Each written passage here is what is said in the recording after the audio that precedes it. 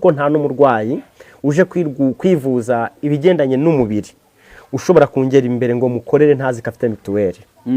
Kuko sinshobora kujya kuvura umuntu ntabanje kumenya ngo ese ubu burwayi ku bitaro babunaniwe, kuko uburwayi ku bitaro bananiwe nibwo twe batuzanira. Natwe umuntu tugezeho tubona uburwayi atari ubwacu turamubwira ajya ku bitaro. Nibyo abantu babwire ko umuvuzi gakondo wanyawe akorana na Minisiteri y'Ubuzima, agakorana n'inzego kuva ku rwego rw'isibo kugera ku rwego rw'igihugu. Iki ni igisiga cyanjye. Icara kitubwira wicaye. Iki ni igisiga cyanjye rwose. Iki gisiga ni bwoko ki, ukimanye igihe kingana iki, kigufasha iki mu buvuzi gakondo? Iki cyo kimfasha muri za ndwara uvura. Gisoma ngewe cyangwa cyo ndagifite hano ngo tifoyide. Tifoyide uyivura ubundi ni indwara ifatite. Tifoyide ni indwara ibyumva cyangwa hashobora guhita ahura n'umurwayi agahita yatabara. Nanjye aka kantu ubona ntabwo gasanzwe uko uri kukareba. Ubona ari ihembe ririho n'akanyundo, rirakubita iri ngiri. Rirakubita. Haba amahembe abiri, iry'abarozi, iry'abapfumu, hakaza n'iry'aba Pastor Manase aho muherereye hose mubwira ngo mahoro n'imigisha bitangwa n'Imana ibane namwe none n'iteka ryose. Rero nkuko mubibona kuri kamera zacu kuva i Kigali mpaka i Musanze nagenzwaga n'ikintu kimwe cyangwa se amatsiko amwe ngomba gushira, ariko namwe tukayashira turi kumwe. Mba ngeze i Musanze mu mujyi, ndatambika muri ayo makaritsiye ntarinzi neza, nshaka uyu mugabo mureba kuri kamera zanyu, nagira ngo muteme twibwira mumaduhaye ikaze mu rugo rwanyu, ariko natwe tubaye ikaze kuri channel yacu. Mwaramutse neza. Namahoro. Mukomere cyane. Nge nitwa Nkunzu Rwanda Leonard. Mwebwe? Nanjye banyita Dr. Gashika Mujunji. Nkaba ndi umuvuzi gakondo. Dr. Gashi Kamujunji. Uri mwene ndese? Uri mujunji n'ubundi? Ntabwo ndi mujunji, ndi mwene Gashi Kamujunji. Papa uniwe Gashi Kamujunji ari we dukomoraho byose. Sogokuruza. Amazina ye ntacyo dukoreshe Gashi Kamujunji. Mukoreshe Gashi Kamujunji. Kuko niryo zina ry'akazi, niryo baba bo hirya y'imipaka y'igihugu cyacu cy'u Rwanda niyo batuziho cyane, kuko na n'ubundi aho hafi ahangaha rega nimusubira n'inyuma hano turi Ndorwa, hano ni mu Ndorwa iwabo w'abanyabyinshi. Kagira Imana. Yego. Nkunda kuganira nkakunda kugira amatsiko, ariko nkaba nshaka kubaza ngo menye. Kinkuye iwacu nje kureba umuvuzi gakondo bavuga mu majyaruguru hani Musanze mu mizi y'ibirunga. Indorwa avuga ngo Indorwa. Iyo mvuze imizi y'ibirunga na ahantu hose hera bitewe n'ibirunga. Yego rwose. Ubutaka bw'i Musanze burihariye ku ifumbire karemano. Kufumbira kubera birunga. Ibirunga biba bimanura amazi avayo azanye ifumbire y'ishyamba rya hariya. Yego. Tubivugane neza, ubu bari kutureba bakurikira ibiganiro byacu, harimo abanyarwanda bari mu Rwanda, hakaba n'abanyarwanda bari hanze twita aba diaspora. Iyo tubabwiye tuti twavuye i Kigali mpaka mu Kashorongi tugera Rurindo, tuzagakenke, turaza turenga za Kivuga, twambuka Mukungwa tuje mu mujyi hano. Hari umuntu ugira atya rwose akashushanya nta kibazo. Agatashanya akavuga ati aho ndahazi ni iwacu. Rero muvandimwe Gashi Kamujunji ngusanze mu kazi, urihangana umwanya muto tuganira ikiganiro tazo gutinda, atari uko wirenganyije ko wari ufite abarwayi uri kwitaho. Iyo musanze hari abarembye cyane niho twabi mu mwanya, ariko kuko dukunda baza ntitwamenya icyari kiri kubagenza, niyo mpamvu twabahaye karibu, kuko nta ndembe twari dufite rwose. Abandi bavuze nkamwe bihisha, hari abumva umuntu ahageze batamuzi bakihisha ntibemere ko n'abavuzi. Wowe kuki utewe ishema n'umwuga ukora? Ntewe ishema n'umwuga nkora, ntewe ishema n'akazi nkora, kuko ibyo nkora biciye mu muco utomoye. Tugize amahirwe leta y'u Rwanda yemeye ubuvuzi gakondo, kuko basanze ari ubw'ibanze kandi ari ubw'umumaro. Impamvu ntihisha cyangwa ngo mbone ese abantu b'umuco ndirukanse, mfite ibyangombwa kuva ku rwego rw'isibo kugera ku rwego rw'igihugu, nk'uko muzi inzego zacu z'u Rwanda zubatse. Yego, nk'uko bivuze hano hari icyangombwa gifate. Cyerekana gutya imbere ya kamera, gutyo hari icyangombwa wahawe n'inzego. Icyo ni iki ni cyo kuva ku rwego rw'isibo kugera ku rwego rw'igihugu. hakaba cyemera ko ndi umuvuzi gakondo uzwi haranditse ngo Rwanda Network ihuriro ry'abavuzi gakondo mu Rwanda, yego, Repubulika y'u Rwanda, intara y'Amajyaruguru, akarere ka Musanze. Icyemezo cy'ibanze cy'umuvuzi gakondo wemerewe gukora uyu mwuga agomba kuba azwi n'inzego z'ibanze zaranamusinyiye, sibyo? Aha mbonye n'ikintu kibereka mu gihe ndi gusoma iki ngiki rero. Njyewe umuvuzi, njyewe umuyobozi w'umudugudu Murekatete Clarisse, niwe wari uri icyo gihe, n'ubu ni we utuyoboye. wa Kabogobogo. Kabogobogo ni umudugudu wa Kabogobogo. Umudugudu wa Kabogobogo, akagari ka Cyabararika, umurenge wa Muhoza. Ndemeza ko Bwana Ndayambaje Gilbert ari umuvuzi gakondo ukorera muri uyu mudugudu. Reka ne kugisoma cyose nta kibazo. Nzego zose ziba zasinyeho kashe y'umudugudu, hakaba y'akagari, hakaba y'umurenge, oya da, zose baba bazishize. Noneho hepfo kashe mbonye na sinya umuyobozi mukuru w'abavuzi gakondo mu Rwanda, Madame Nyirahabineza Gertrude. Mwakiriye haje tuganire Ndayambaje we nako gashika mujunje.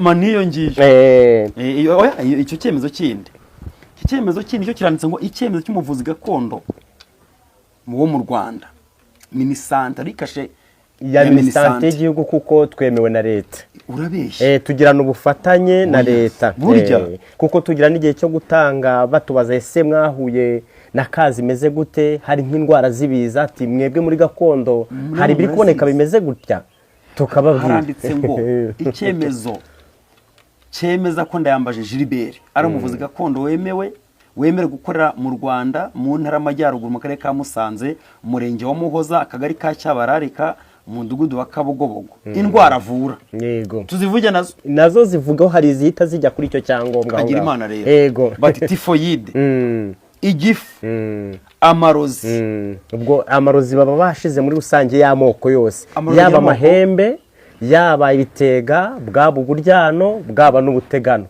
Bya bindi ukandagira amaguru akagenda akabyimba, bya bindi ujya kubona baba barabiguteze ukabona umuntu ari gusarara aribwa ahantu hatandukanye, bikubiye mwaho ngaho, kuko bashizeho ngo amarozi, ntabwo bashizeho uburozi. Haranditse ngo iki cyemezo gitangwa n'urugaga rw'abavuzi gakondo mu Rwanda, kandi kigahabwa umuvuzi gakondo wujuje ibyangombwa bisabwa n'urugaga. Yego, uzakoresha iki cyemezo mu buryo bunyuranyije n'amategeko azabihanirwa n'amategeko. Yego rwose. Presidente w'abavuzi gakondo mu Rwanda, Madame Nyirahabineza Gertrude. Yego. Yakirira inama wa kimwe kino cyangombwa, iyo certificate. Nitansozo kantavuze ati uzakoresha iki cyemezo binyuranyijwe n'itegeko, binyuranyije n'amategeko, yego, azabihanirwa n'amategeko. Barashatse kuvuga iki? Icyo bashatse kuvuga, hari ababifite, noneho hari n'abagenda bakajya kubishugurika, ariko abo uzasanga babibonye nk'ibi bashuguritse, ntabwo uzasanga ni iki ngiki, kuko iki ngiki sibo igomba kubikuzi kukorera aho ngaho, kuko gukora ibi bintu umurenge ubizi. Noneho icyo bashatse kuvuga hariya, tugira kadi zimara imyaka 5 zigendanye na manda. Iyo basanze mu buvuzi bwawe hari amakosa wakoze muri kano kazi, ubyitira cyangwa ugira ute, niyo waba uri umuvuzi wemewe, bafata ya kadi yawe bakagukansoringa kutakiri umuvuzi, bakayikwambura, kuko zirangirana na manda y'umuyobozi uhari. Izo kadi zindi zizanwa n'iyi certificate. Iyo basanze rero warabikoze binyuranyije, ujya kumva nk'abo bafunze batuburiye abantu, ukumva nk'uwifashe gutya ngakora ibi n'ibi agendeye ku nyungu ze, atitaye ku cyo itegeko ridusaba muri Minisante no mu rugaga rw'aba bavuzi, yakora ayo mafuti rero icyangombwa aracyamburwa, kuko aba yakoze ibitemewe n'umurongo tugenderaho. Icyo uvuze ndagishimye, yego, kuko arushaho gukoresha icyo cyemezo yahawe akagikoresha mu butubuzi cyangwa se kwiba abantu cyane rwose. None abumwirwa n'iki ko uwo muntu atari gutubura? Tubwirwa n'iki ko umuntu wari we wese se cyane mu bavuzi bemeye ko bari mu rugaga, ariko akaba yajya no gutubura, bene abo batahura mute? Abo kugira ngo tubatahure, hari inama tujya tugira buri mezi 3 tukazihuriramo. Noneho hari nimba gutuburiye ukagira gutyo ukaba ibyo bintu ushobora kubivuga, dutangira gukurikirana ikibazo cyabaye hagati aho ngaho mu bavuzi no mu rugaga. Yego. Okay, rero twigira muri za ndwara uvura.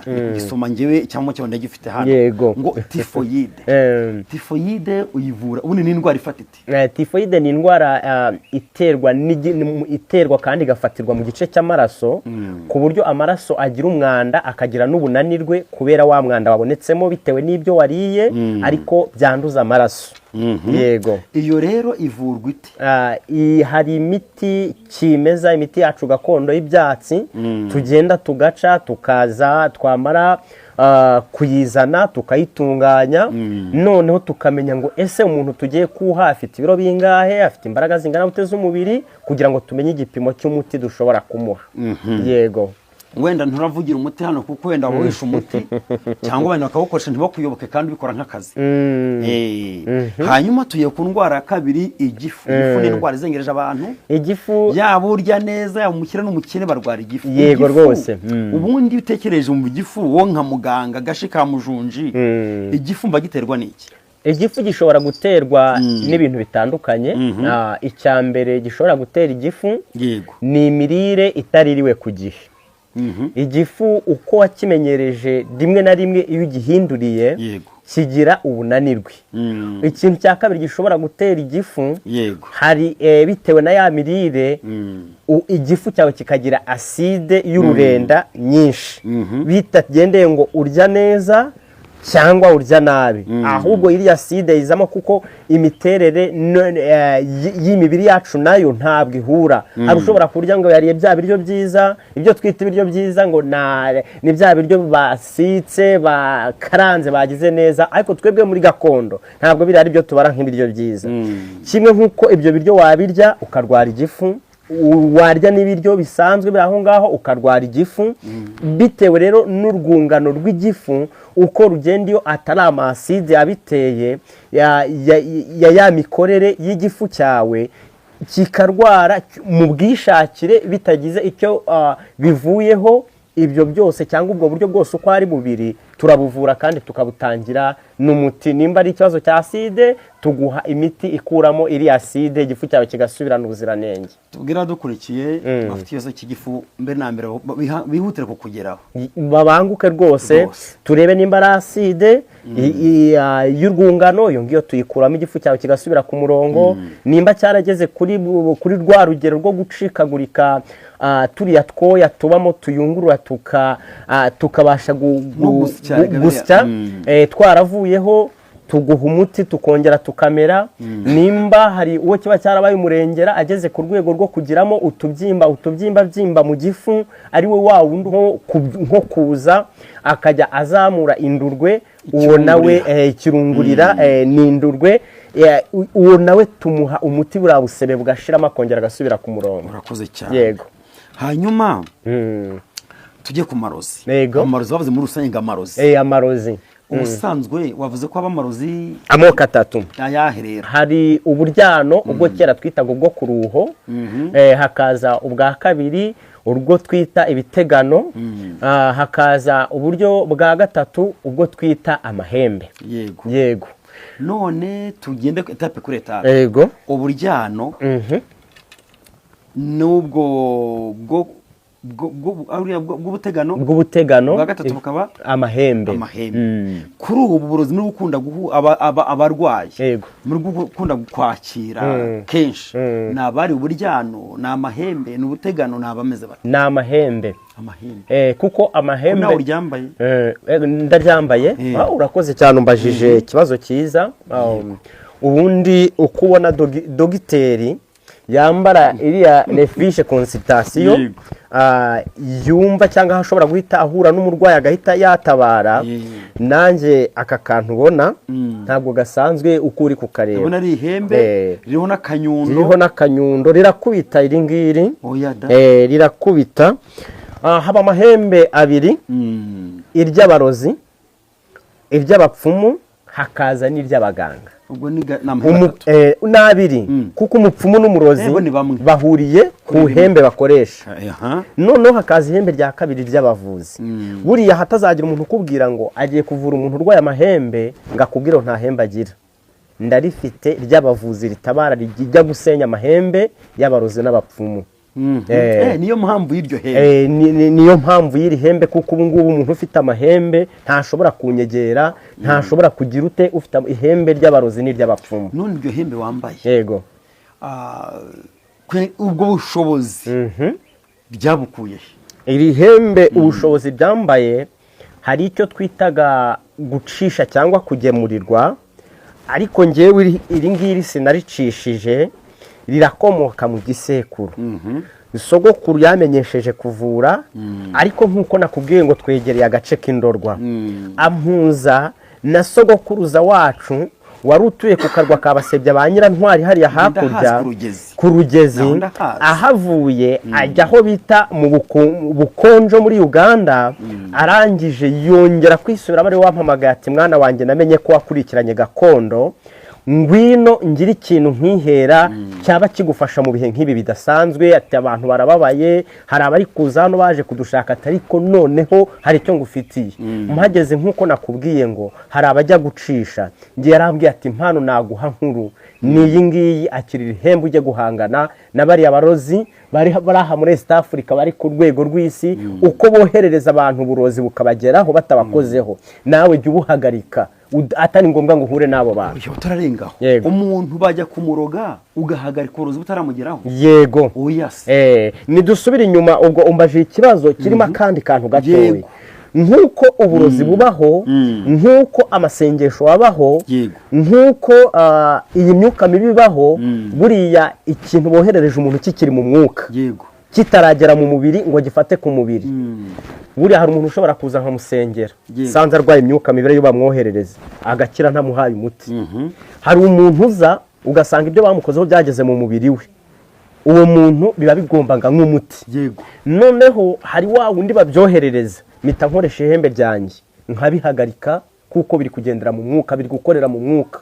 Ni amahembe y'amatumano ari kuza, nkayahagarika, ntagize ute, nta n'ikindi kintu cyabaye kindi. Hanyuma ubwirwa n'iki? Nk'ubu ngewe nkunze u Rwanda, hari umuntu ugize gutya yohereje ihembe, wabimenye ngombye kuguhamagara bikuzamo, bigende bite?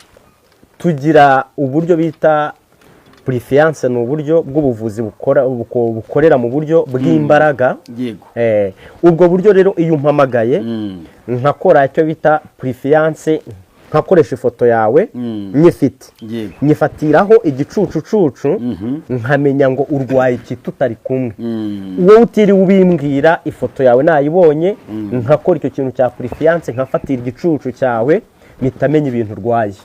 Niyo uri kumbeshya rwose nge ndabyirebera. Kandi umurwayi ntabwo ari uza ngo arwaye gutya, ngambwire ngo ameze gutya, ngo mubwire ndamuha umuti. Ndabanza nkagira ute, nkafata impinga yanjye.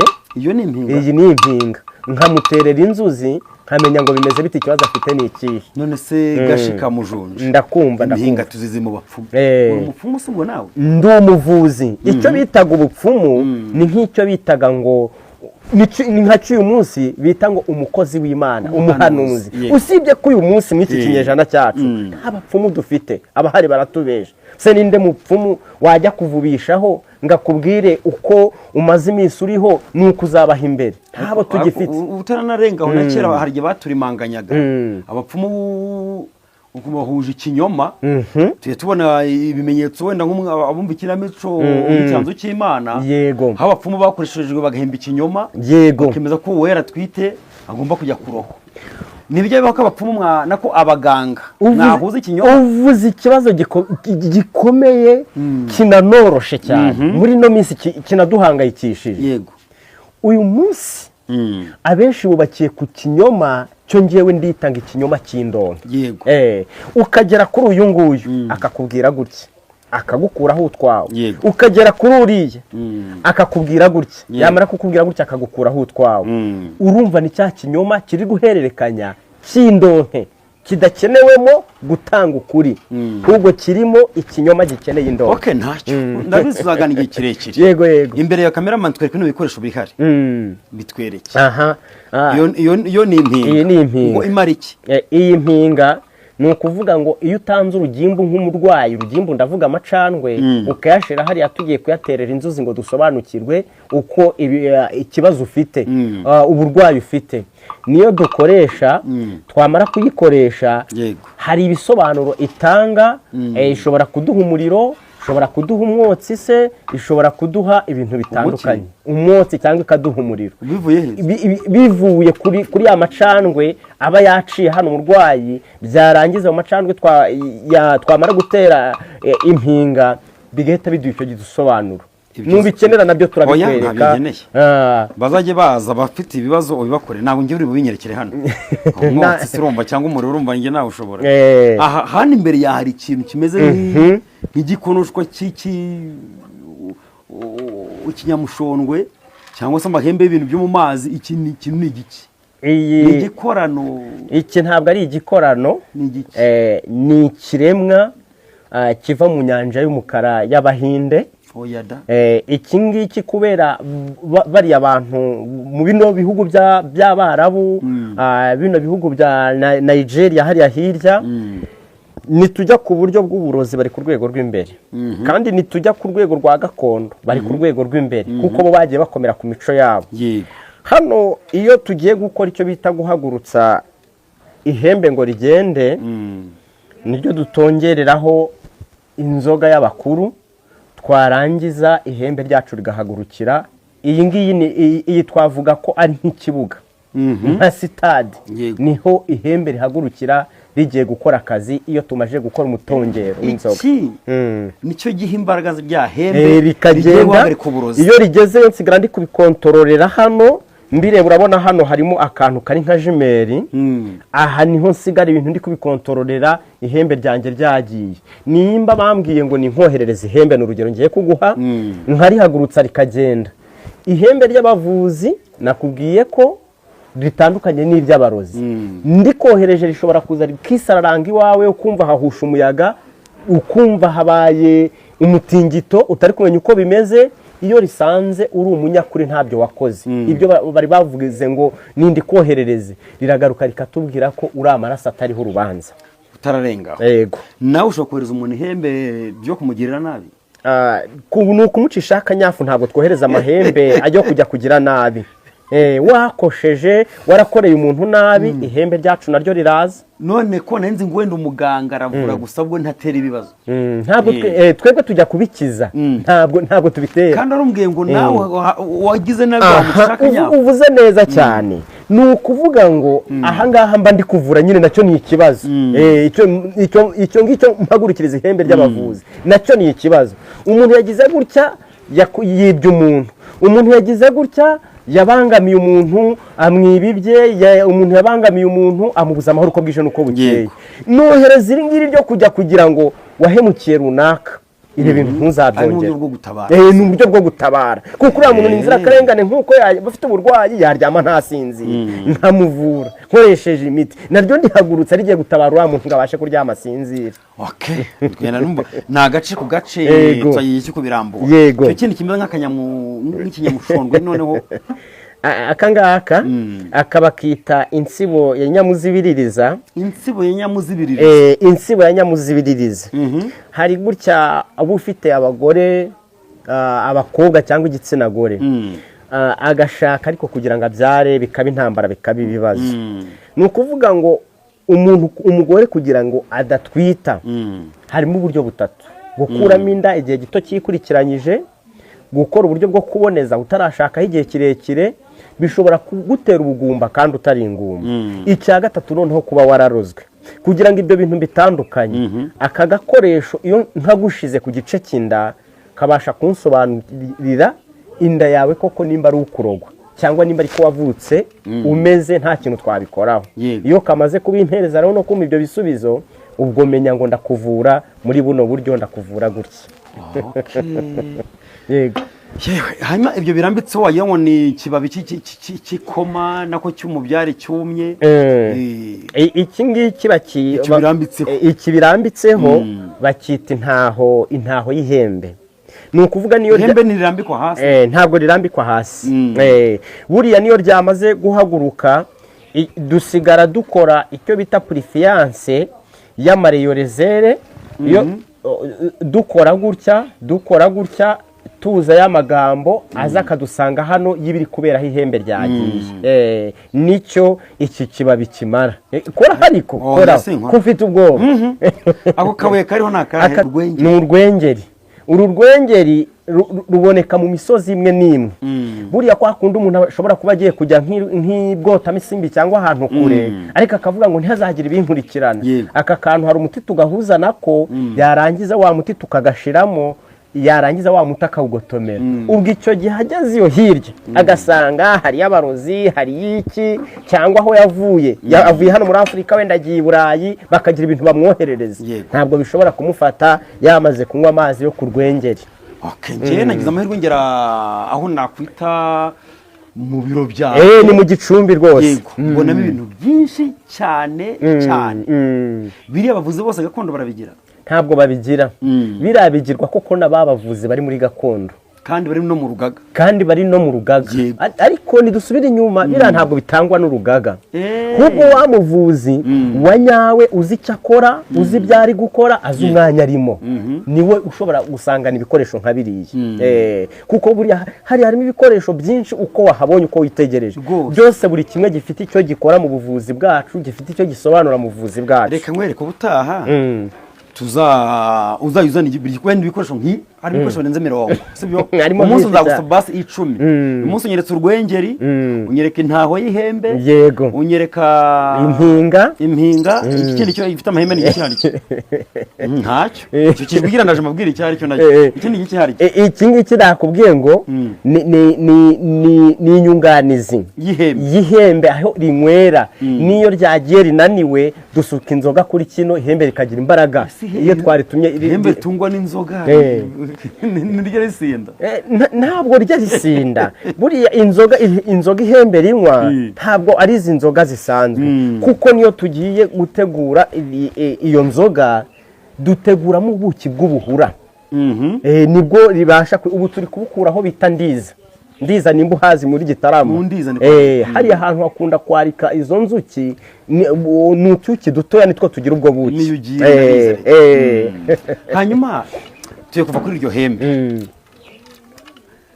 hembe bavuze ko riba ari nka protection cyangwa uburinzi bw'irindi hembe woherereje bw'irindi hembe abantu bakoherereje cyangwa tugiye kuritegura dukoresha iryo hembe ryacu kuko nakubwira amahembe nabiri iry'abarozi n'iry'abavuzi iri hembe ujya urishyira hasi cyangwa uryambaye iteka iri ngiri se iri njya ndishyira hasi kuko iteka ntabwo ni uko musanze muntunguye nari ndimo ndafasha umuntu bari barateje amahembe mukimara kuntungura musanze ariko kazi nari ndimo nganira nawe mufasha ndi guhagarika imbaraga z'amahembe bamwoherereje ubundi ntabwo rimpora iruhande rifite igitereko cy'isine cyaryo riba ryibereyeho intawe rero mwaza mu kintu kijwigira inyuma yanjye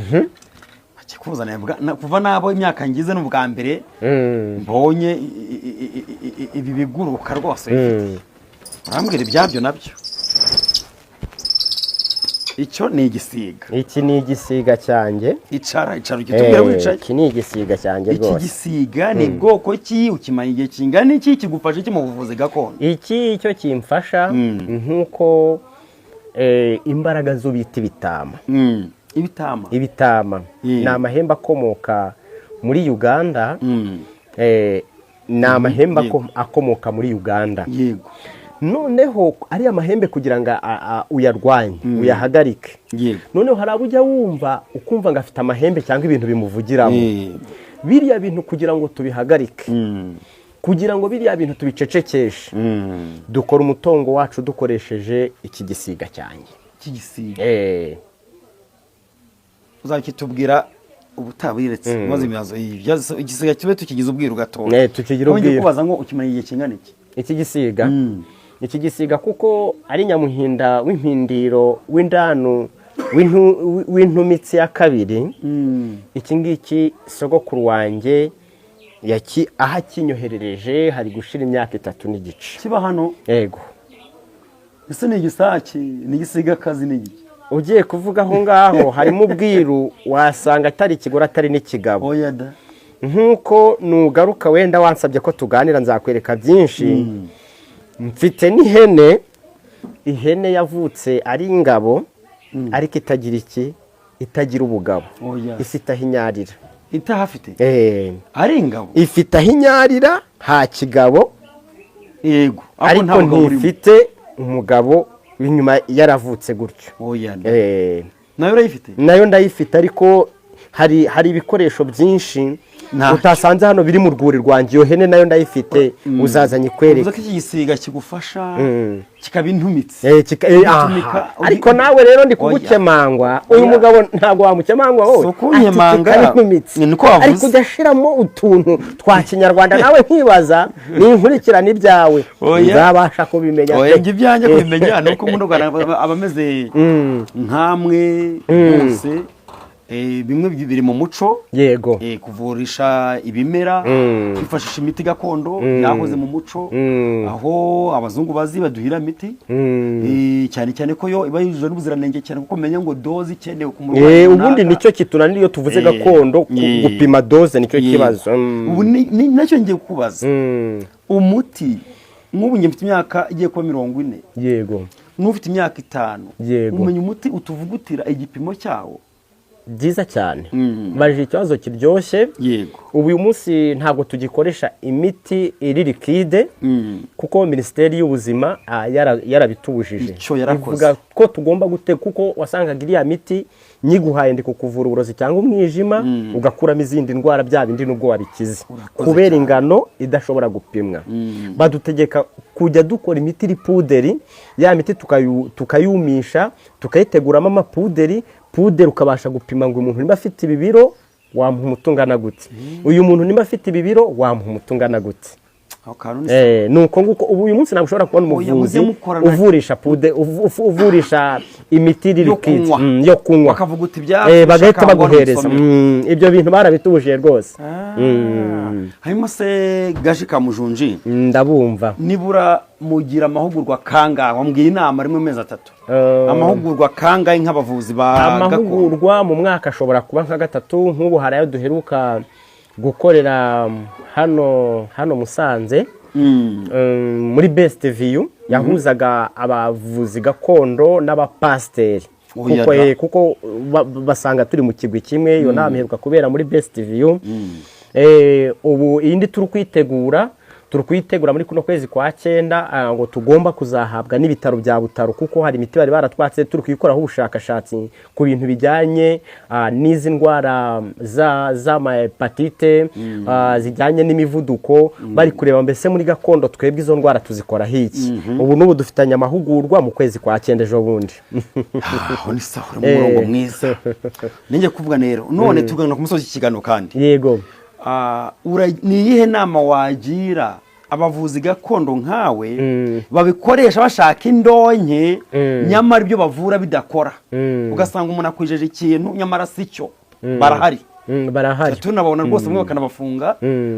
bashatse indonke kuyishyira imbere kuruta igikorwa agiye gukora abo bantu bagira ihe inama nabagira ariko mbanje kuvuga kuri iki kintu no kuvuga ngo nuga n'umuntu uzabanza umenye koko ari mu icyo gisata yego kuko ari nabo bagana biyitirira ibi bintu atari bo noneho numara kumenya ko kuko umuntu agiye kugukurikirana abavuzi ntabwo turi imana turabafasha b'Imana kuko ushobora kungera imbere ugapfa kandi ntako ntaguhaye serivisi nk'uko umuntu ava hano mu Rwanda bakamuha taransiferi mu Buhindi yagera yagapfa ariko wowe umurwaza w'uwo muntu uba wavuze uti ntako ntagize ubushobozi bwose babutanze ariko ikimana ageneye uyu muntu ntacyo nakivuguruzaho natwe rero acyo nagira inama abo bantu babavuzi bagenzi banjye umuntu nakugana mukurikirane nimba wamusuzumye umuhe ibyo akeneye n'ibyo yifuzwa nurangiza kubimuha uburwayi bushobora kukunanira umuntu ukamurekura ukaba wamuha undi ugusumbye ubushobozi cyangwa ukamubwira uturwayi se nabushobora utagumanya umuntu kuko akenshi usanga akagumana umuntu kubwa amafaranga ariko umukuraho kandi abona umuntu afashe umurwayi amurekiwe kugeza apfuye. Ibyo minisiteri y'ubuzima yarabitwiyamye.